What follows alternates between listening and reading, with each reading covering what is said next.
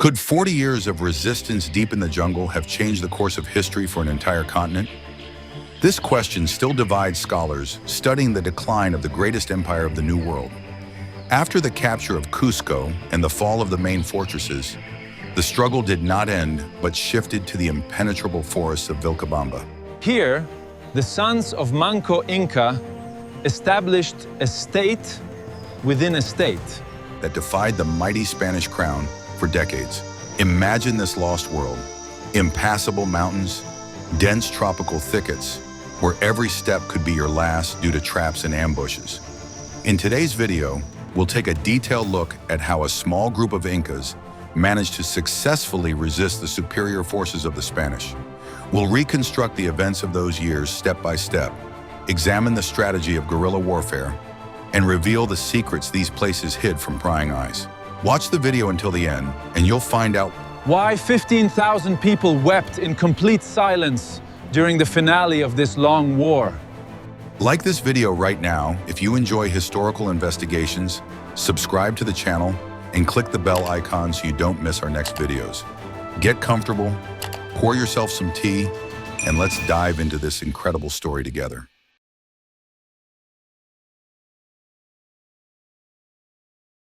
I discovered this by chance while studying reports from the first Spanish expeditions deep into the mainland. When the main Inca forces were defeated, the few surviving rulers decided to change tactics and retreat to inaccessible areas. Vilcabamba became an ideal refuge thanks to its rugged terrain and dense vegetation. The mountain ranges reliably protected the Incas' new residents from sudden attacks by the conquistadors. Here, a governing structure was re-established that allowed order to be maintained across a vast territory. The shift to a defensive strategy under these conditions was a strategic decision that prolonged the empire's existence for decades. Manco Inca understood that open combat on the plains would no longer bring success to his warriors. He focused his efforts on fortifying mountain passes and establishing an early warning system. Every gorge along the route to the new capital was turned into a potential trap for pursuers. Soldiers were trained to operate in conditions of high humidity and limited visibility. The very nature of the jungle became part of a defensive wall that the Spaniards could not breach for years. It was a new form of warfare, based on patience and knowledge of the terrain. Vilcabamba's resources allowed its small population to live independently of the outside world. Terraces were built on the mountain slopes for growing traditional crops. The irrigation system ensured a stable harvest even in the face of a volatile climate. Artisans continued to work with metals and weave textiles, preserving the ancient traditions of their ancestors. Gradually, this place became a symbol of hope for all who refused to submit to the new order. Vilcabamba ceased to be merely a refuge, becoming a full-fledged political center of resistance. The Spanish authorities in Cusco watched with alarm as the fugitive ruler's position strengthened. Numerous attempts to negotiate peace often ended in mutual distrust and new clashes. Every failed Spanish expedition only strengthened the Incas' conviction that they were on the right path. The conflict entered a phase of protracted confrontation, where time was on the side of the jungle's defenders. Tensions between the two worlds reached a breaking point. From an early age, Manco Inca's sons prepared to carry on their father's work under new conditions. They studied not only military affairs, but also the basics of diplomacy necessary for dealing with the invaders. The young rulers realized that their position required constant vigilance and flexibility of thought. Every decision was made with the interests of those who had followed them into the forest wilderness in mind. Their authority rested on their fidelity to tradition and their ability to ensure the safety of the people.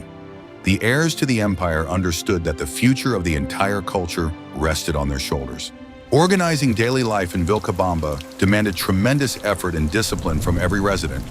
Constant rains and thick fogs created difficulties for construction and the storage of supplies. However, the Incas drew on their centuries-old experience to solve these complex challenges. Wooden structures and stone foundations were built with the local soil conditions in mind. Trails between settlements were maintained in perfect condition to allow for the rapid movement of troops. This made it possible to create an effective communication network within the protected perimeter. The conquistadors often faced disease and food shortages when attempting to approach the enclave's borders. The unfamiliar climate wore people down and damaged their equipment, making expeditions extremely risky. Local guides often led Spanish detachments in the wrong direction, increasing casualties. Each such failure was described in reports as the result of supernatural forces or enemy trickery. The Spaniards began to realize that taking Vilcabamba by direct assault was practically impossible. A period of prolonged siege began, with the primary goal being to deplete the enemy's resources. Within the Inca stronghold itself, significant social changes were also taking place. The mixing of various population groups led to the formation of a new identity among the defenders of Vilcabamba. Traditional rituals were conducted with particular solemnity to bolster the warrior's spirit. Religion remained a powerful unifying force, providing the strength to continue the struggle. The clergy played a key role in upholding the ideology of independence and loyalty to the legitimate Inca. All of this fostered an atmosphere of unity and readiness to face any trials in the name of preserving freedom. Diplomatic missions sent from Cusco often faced a polite but firm refusal. The Incas demanded full recognition of their sovereignty and the return of some of their lands. The Spaniards, however, offered only limited autonomy and the adoption of Christianity. These negotiations dragged on for years, yielding no visible results for either side. Each meeting was like a complex chess game where the stakes were too high. Gradually, it became clear that a peaceful resolution to the conflict was becoming increasingly unlikely. The history of this period is full of omissions and contradictory accounts from various sources. We often view events solely through the eyes of the victors, forgetting the voices of those who fought to the end. But it is in the details of daily life in Vilcabamba that the true scale of the Incas' feat lies. They created a world that existed in defiance of the logic of conquest and colonization. It was a unique example of a civilization's resilience in the face of an imminent threat. I'd love to hear your perspective. What do you think about the possibility of prolonged resistance under such conditions? Share your thoughts in the comments. And be sure to subscribe to the channel so you don't miss the next chapters of this story.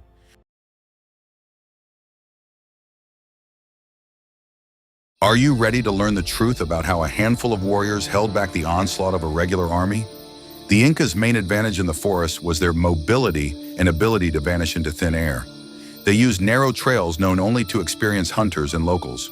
The Spanish cavalry, a formidable force in the valleys, proved completely useless here.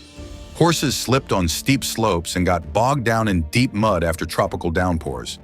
This forced the conquistadors to dismount, losing their main tactical advantage over the Indians. Each ambush was planned with the terrain and wind direction in mind to ensure the element of surprise. The Incas used blowguns with paralyzing agents that acted quickly and silently. The Spaniards tried to hire local Indians from tribes hostile to the Incas as guides. However, even such allies were often afraid to venture too far into the sacred forests. Many of them believed that the spirits of the mountains protected the empire's last rulers from outsiders. This superstitious belief spread to some Spanish soldiers as well, heightening their anxiety. The failures of the expeditions were attributed not only to the enemy's tactics, but also to the hostility of the land itself. Doubt about the operation's success began to undermine discipline among the colonial troops. The Incas' engineering skills were evident in the construction of temporary bridges and fortifications made of vines. These structures could be quickly dismantled immediately after their troops had passed through. The Spaniards found themselves facing insurmountable chasms or raging rivers with no means of crossing.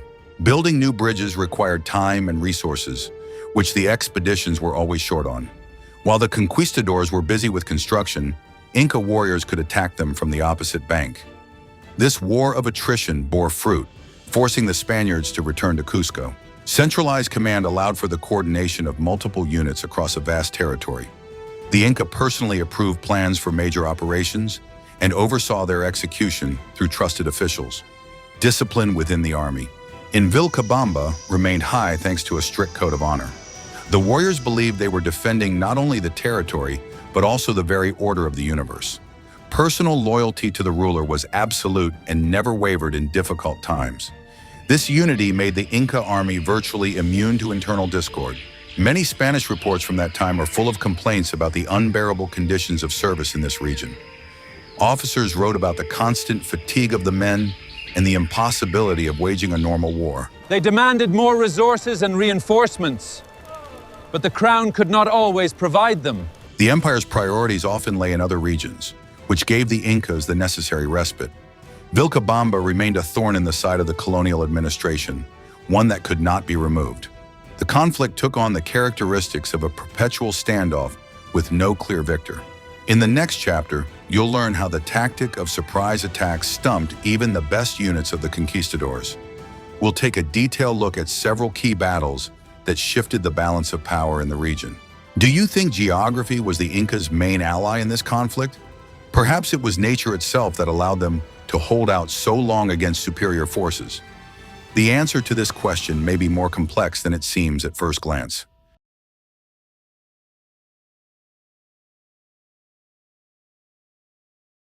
I will reveal the best-kept secret of the Incas' survival, which lay in their system of succession. After Manco Inca's death, his sons continued his work, remaining faithful to their father's principles.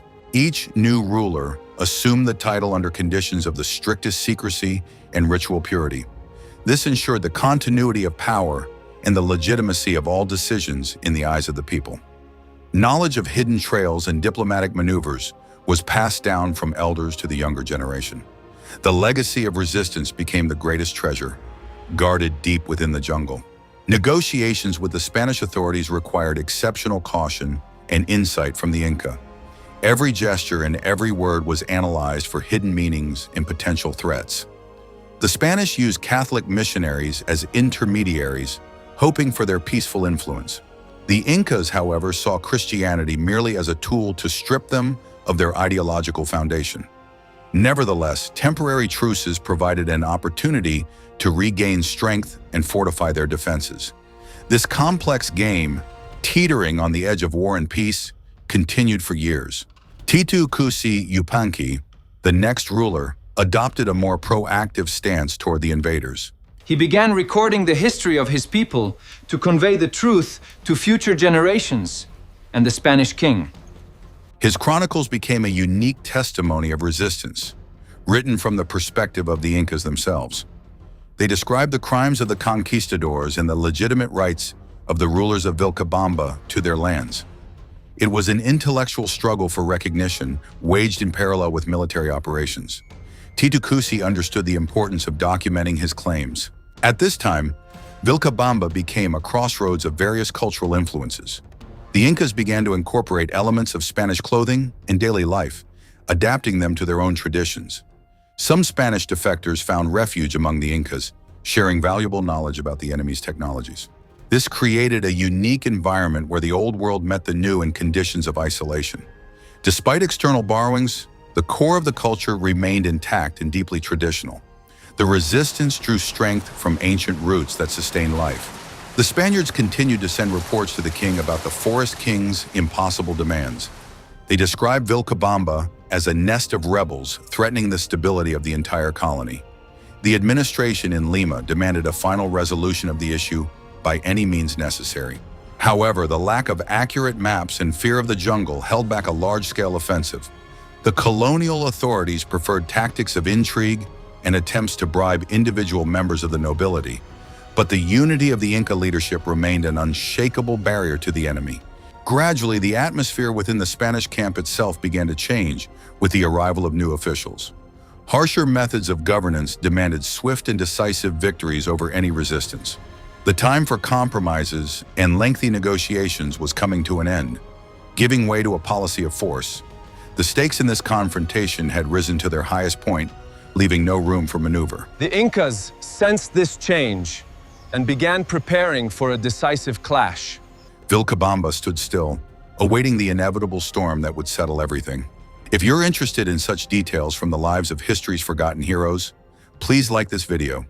Your support helps us discover and share the most amazing stories from the past. We continue our journey in the footsteps of the last Inca and his loyal warriors. Ahead of us lie events that forever changed the face of South America.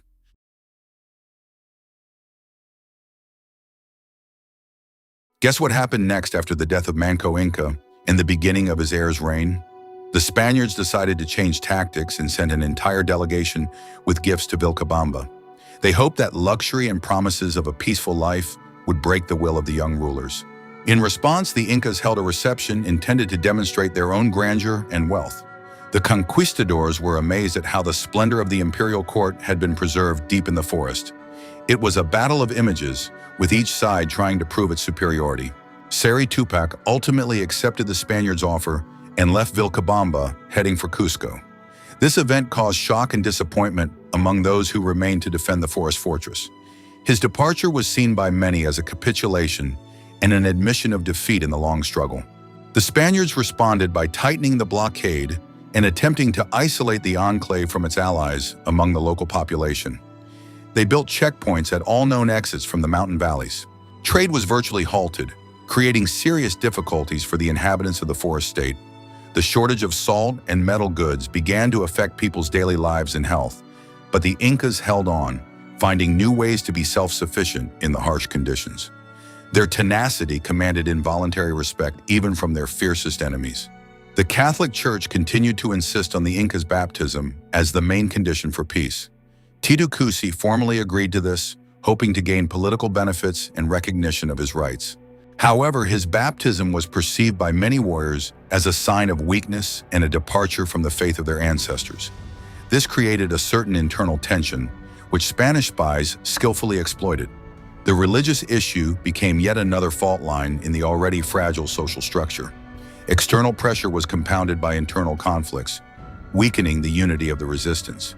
The death of Titu Cusi Yupanqui was also sudden and sparked a new wave of suspicion and accusations. His entourage blamed a Spanish priest who was at court at the time. The outburst of anger led to the immediate execution of the missionary and his companions. This event marked a point of no return in relations with the colonial administration in Lima. Diplomatic channels were permanently severed, and swords took the place of negotiations. The final chapter in the history of Vilcabamba was beginning, the bloodiest and most decisive one. The new ruler was the young Tupac Amaru, who lacked his brother's experience in diplomatic maneuvering. He represented that faction of the nobility that advocated for an uncompromising war to the bitter end. The most radical warriors and priests, thirsting for revenge, rallied around him. They believed that the gods would no longer accept half measures and demanded decisive action. Vilcabamba began preparing for all-out war, realizing the scale of the threat from Lima. Tensions reached a fever pitch, foreshadowing the imminent denouement of the protracted drama. In the next chapter, you will learn how the new viceroy decided to put an end to the independent state once and for all. We will witness the preparations for a massive expedition that was meant to put an end to this story. In the next chapter, you will learn how they coped with the terrible conditions of the jungle during their final campaign. Do you think Tupac Amaru had a chance of success in this final battle?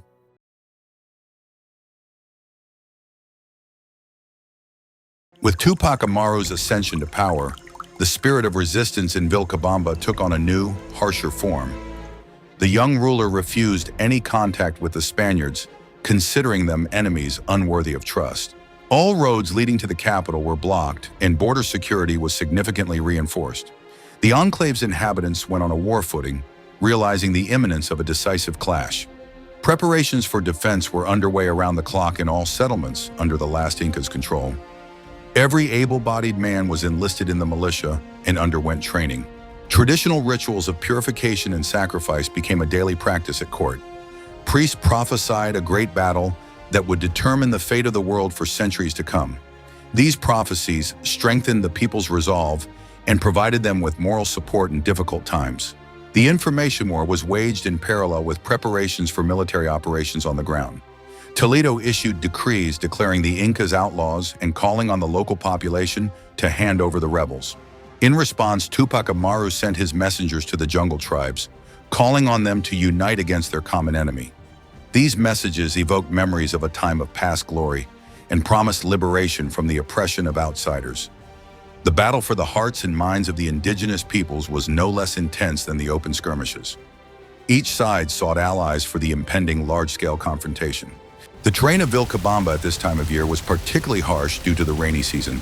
Torrential streams eroded the already narrow trails, turning them into death traps. However, the Incas used this to their advantage, destroying what remained of bridges and roads. They created artificial blockades and narrow passages, hindering the advance of enemy artillery and supply trains. Their familiarity with life in such conditions gave the defenders a huge advantage in mobility. They could move quickly between fortresses while remaining invisible to the enemy. Food supplies in Vilcabamba were strictly rationed in case of a prolonged siege. Women and children participated in gathering wild fruits and tending the agricultural terraces. Every patch of suitable land was used to plant corn and potatoes. The system of communal granaries was filled to capacity, providing confidence in the future. Despite the blockade, the Incas did not go hungry, thanks to their hard work and knowledge of nature. This allowed them to focus all their efforts on preparing to repel the attack. Tupac Amaru's advisors proposed various strategies for waging war, ranging from active defense to guerrilla raids behind enemy lines. The ruler listened carefully to each of them, making final decisions after consulting with the priests. It was decided to employ a strategy of wearing down the enemy on the distant approaches to the main centers. Every gorge was to become a site of heroic resistance and heavy losses for the invaders.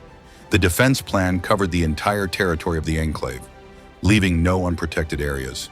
Faith in victory was absolute among all segments of the population. The final days before the Spanish offensive began were filled with solemn calm. Tupac Amaru addressed his warriors, calling on them to show courage and remain faithful to ancient ideals. He reminded them of the glory of their ancestors and that all of Peru was watching them. This moment marked the pinnacle of spiritual unity between the people and their ruler in the face of danger. Everyone felt a sense of belonging to the great event that would live on in legend. Vilcabamba was ready to meet its fate with head held high and sword in hand.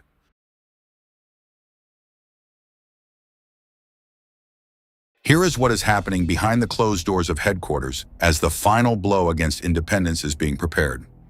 Francisco de Toledo personally led the preparations for the punitive expedition, not trusting his subordinates. He devised a detailed plan that included a simultaneous attack from 3 different directions. This was intended to scatter the Inca forces and prevent them from concentrating on a single defensive sector. The viceroy understood that any delay would play into the hands of the rebels in the jungle. He demanded the utmost rigor and speed in carrying out orders from his captains.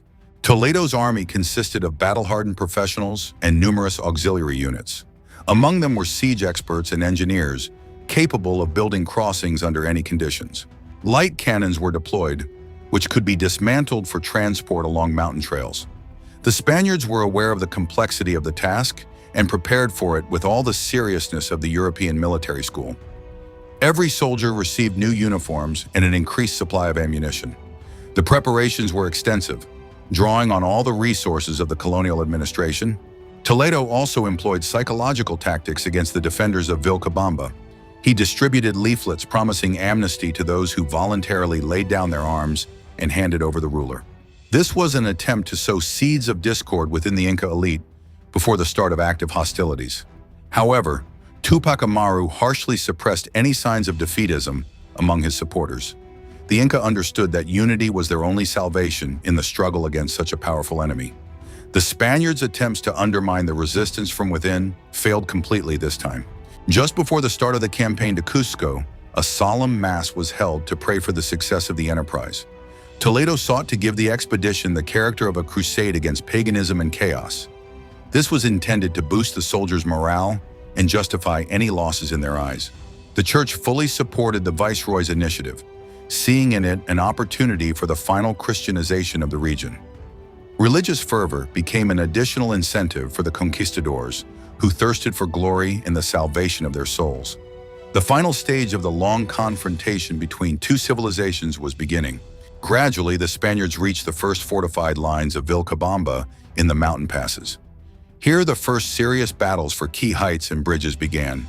The Incas fought with the desperation of people who had nothing to lose but their freedom. They used their knowledge of the terrain to launch surprise counterattacks against the enemy's flanks. Spanish artillery struggled to find firing positions in the thick fog. The first clashes showed that there would be no easy victory for either side. In the next chapter, we will see how Spanish troops advanced to the very heart of the resistance. We will examine in detail the tactics used to storm the main fortresses and the heroism of their defenders. In the next chapter, you will learn how the fate of the last capital of the great empire was decided. Do you think surrender was inevitable given such a disparity in weaponry? The answer may lie in the details of the final days of the defense.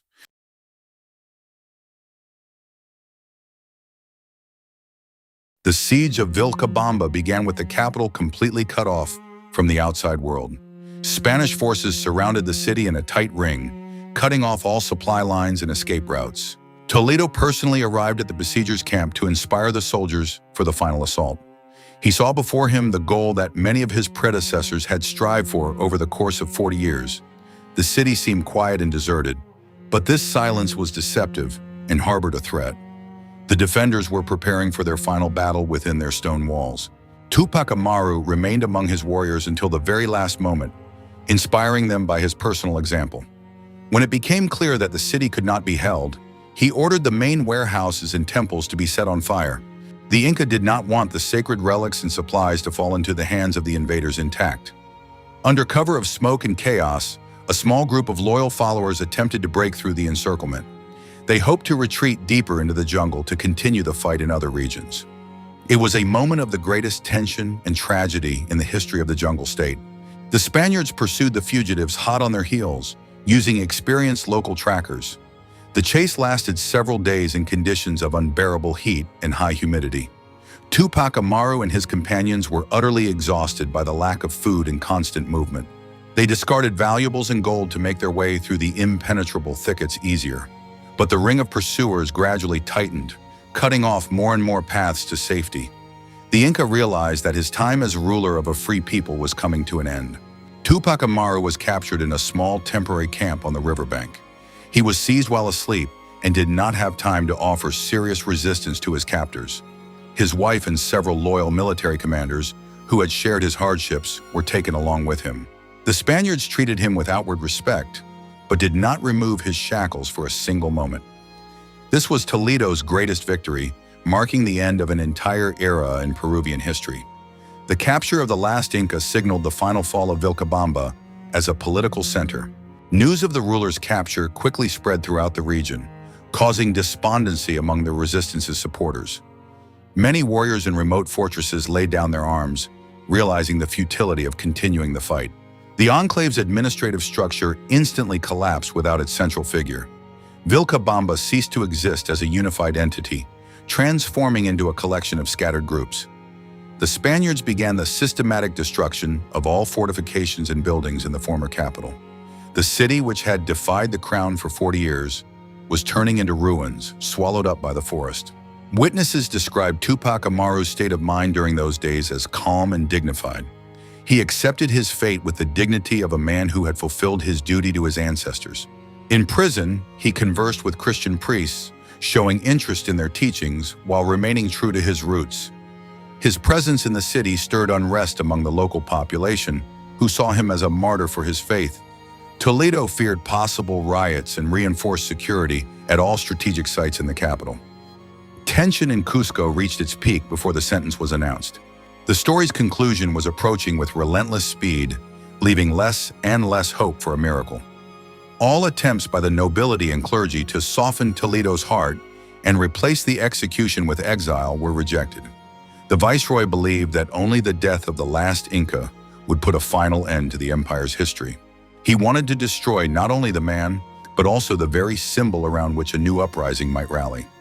Preparations for the execution were carried out openly, drawing the attention of the entire city and the surrounding provinces. Cusco stood still in anticipation of the final act of this historical tragedy. The triumphant return of the Spanish troops to Cusco was an event discussed in every corner of the colony. At the head of the column rode the victors, leading the captive Tupac Amaru and his entourage. The Inca walked on foot, bound in golden chains that underscored his former status and present downfall. The city's residents poured into the streets to see the man who had remained nothing more than a legend for 40 years. The Spaniards rejoiced, seeing this as the end of a long and exhausting war in the jungle. But among the indigenous population, a heavy silence and despondency reigned. Tupac Amaru was held in his father's former palace, which had been converted into a strict prison. Only select priests were allowed to see him, and they tried to persuade him to convert to Christianity before his death. Viceroy Toledo personally visited the prisoner, attempting to break his spirit through lengthy interrogations and psychological pressure. He wanted the Inca to publicly acknowledge the legitimacy of Spanish rule and his errors, but Tupac Amaru remained ice-cold, answering questions with the dignity of a monarch. His steadfastness evoked secret admiration, even among those who guarded him. Many members of the Spanish nobility and clergy in Cusco opposed the death penalty for the Inca. They proposed exiling him to Spain or confining him to a monastery to prevent him from becoming a martyr. Even some judges wavered, fearing the consequences of such a harsh decision for Peru's future. But the viceroy remained unyielding, considering any show of mercy a sign of weakness. He believed that only the physical elimination of the last representative of the dynasty would permanently settle the question of the empire's restoration. Toledo took full responsibility for the impending event. In prison, Tupac Amaru spent his time in prayer and reflection on the fate of his people. He understood that his death would mark the end of the old world, but he hoped that the spirit of resistance would live on in the memories of the people. His wife and children were also being held captive, sharing the bitterness of defeat with him. Inca tried to support them, showing tenderness and care during those final days. His family became his last bastion of humanity in a world of cold political calculation. These moments of personal grief remained hidden from public view behind the thick walls of the dungeon. The city of Cusco was plunged into an atmosphere of anxious anticipation when the date of the execution was officially announced. Reinforced cavalry units patrolled everywhere, ready to suppress any unrest. The Spaniards feared that the sight of their ruler's death might provoke an uncontrollable outburst of anger among the Indians. Artisans and merchants ceased their work, preparing for the day of mourning. The weather was gloomy, as if nature itself sympathized with the last Inca. All conversations on the street centered on the upcoming event in the central square. On the eve of his execution, the Inca addressed his inner circle with a farewell speech, which was recorded by eyewitnesses. He urged them not to seek revenge and to submit to the new authority for the sake of preserving the lives of the remaining people. His words were filled with sorrow for the ruined state and hope for a peaceful future. It was the testament of a man who had realized the futility of fighting against the irresistible force of history. Tupac Amaru wanted to depart without hatred, leaving behind a legacy of nobility and self-sacrifice. His spirit was ready for the final trial in the presence of thousands of his subjects. The prisoner's final night passed in quiet vigil under the guard of Spanish soldiers. They say he barely slept, gazing at the stars and recalling the distant mountains of Vilcabamba. In the morning, they brought him traditional Inca clothing, in which he was to ascend the scaffold.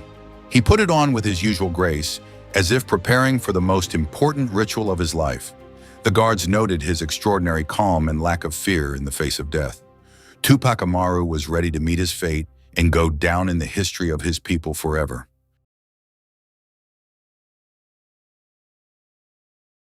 The day had come that would forever remain in the annals as the end of the Inca resistance. Tupac Amaru was let out of prison before the sun had reached its zenith over Cusco. He was carried through the entire city on a ceremonial litter, as if he were still the great ruler of the empire. Hundreds of noble Incas in their finest garments followed behind the litter, underscoring the solemnity of the moment. Spanish horsemen rode ahead, clearing a path through the dense crowd. All of Cusco had gathered in the streets to see their last ruler off on his final journey.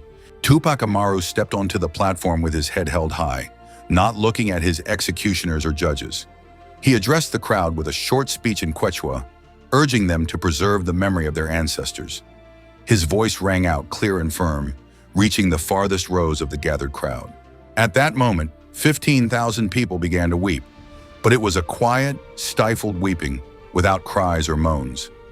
This sound was more terrifying than any scream, chilling even the toughest Spanish soldiers to the bone.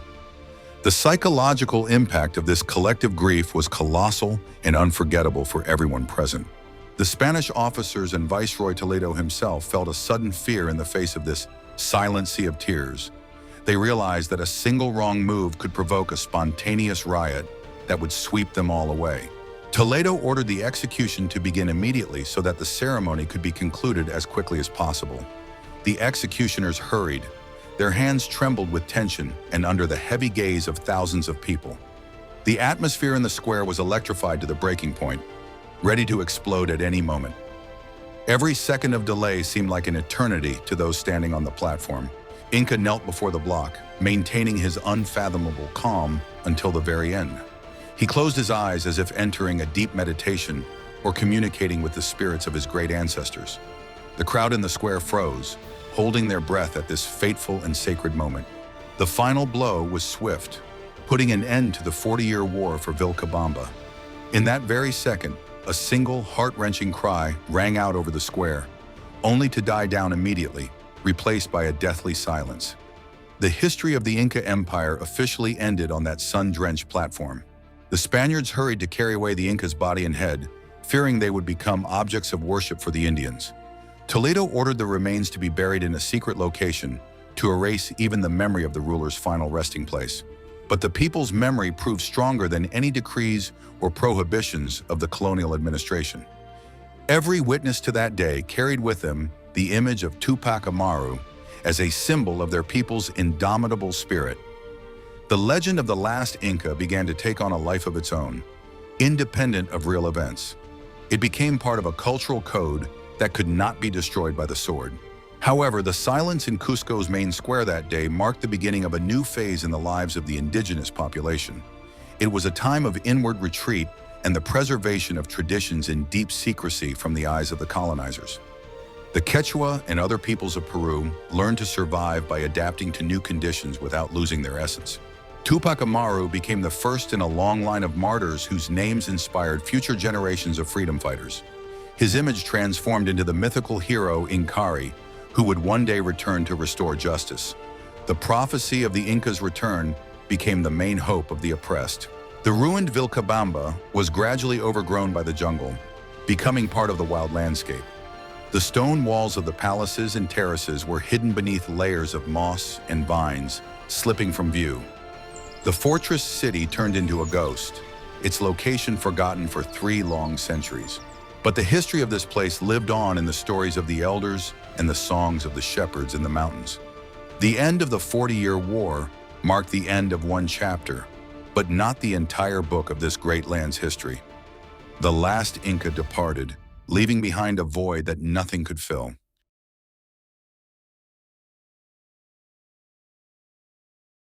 The fall of Vilcabamba and the death of Tupac Amaru marked a definitive shift in power across the entire South American continent. The old empire ceased to exist as a political reality, giving way to the colonial order. The consequences of this 40-year war were felt for centuries in all spheres of life in the region. The scale of losses among the indigenous population was colossal, not only due to the wars, but also from diseases brought from outside. The process of social transformation was painful, erasing ancient boundaries and creating new social hierarchies. The history of the Inca Empire became part of the global process of shaping the New World. Viceroy Toledo carried out sweeping reforms that cemented Spanish rule and the system of resource exploitation. He introduced a system of forced labor in the mines known as the mita, which claimed the lives of millions. His administrative efforts were aimed at fully extracting the wealth of the new colony for the benefit of the Spanish crown. But it was precisely these harsh measures that became the cause of future conflicts and hatred toward colonial rule. Toledo built a structure whose foundation was the blood and tears of the vanquished. This grandeur was cold and rested solely on the force of bayonets and arquebuses. The fate of Vilcabamba itself after 1572 was both tragic and majestic. The city was officially erased from geographical maps and consigned to oblivion by the colonial administration. Nature quickly reclaimed the territory that humans had tried to conquer for 40 years. Vines and trees destroyed the stonework, hiding the traces of the empire's last stronghold. For 300 years, Vilcabamba became a legend, the existence of which many began to doubt. It turned into an archaeological ghost, waiting for its moment under the dense canopy of the rainforest. Many participants in the final expedition ended their lives in obscurity or in endless legal battles over promised rewards. The gold of Vilcabamba turned out to be not as abundant as the conquistadors had expected, disappointing those seeking easy riches. The victors themselves often became victims of the very system they had helped establish on foreign soil. Disappointment and cynicism became frequent companions of those who put an end to the history of the Incas. Victory brought land, but it did not bring peace or true prosperity to most of those involved in those events. For many, the only reward was illness and bitter memories. The change of power in Peru led to profound changes in the region's ecology and landscape. Abandoned terraces and irrigation systems gradually fell into disrepair, altering the appearance of the mountain slopes. Many species of plants and animals revered by the Incas began to disappear under the onslaught of European farming methods. The balance between humans and nature, which had been maintained for centuries, was disrupted in the pursuit of quick profits. This was not only a political, but also an ecological conquest of the continent. The cold calculation of the land's new masters led to long-term consequences for the entire biosphere of the region. Today, we view the events of 1572 as one of the most dramatic moments in human history. It marked the end of an entire branch of civilization that had followed its own unique path. The death of Tupac Amaru was the final chord in the symphony of the Empire of the Sun, leaving behind only silence and an echo in the mountains. But that echo can still be heard in the culture of modern Peru, in the Quechua language, and in the eyes of the people. History did not end at the scaffold. It simply changed form, becoming part of something much greater. The legacy of Vilcabamba lives on, reminding us of the price of freedom and loyalty to our roots.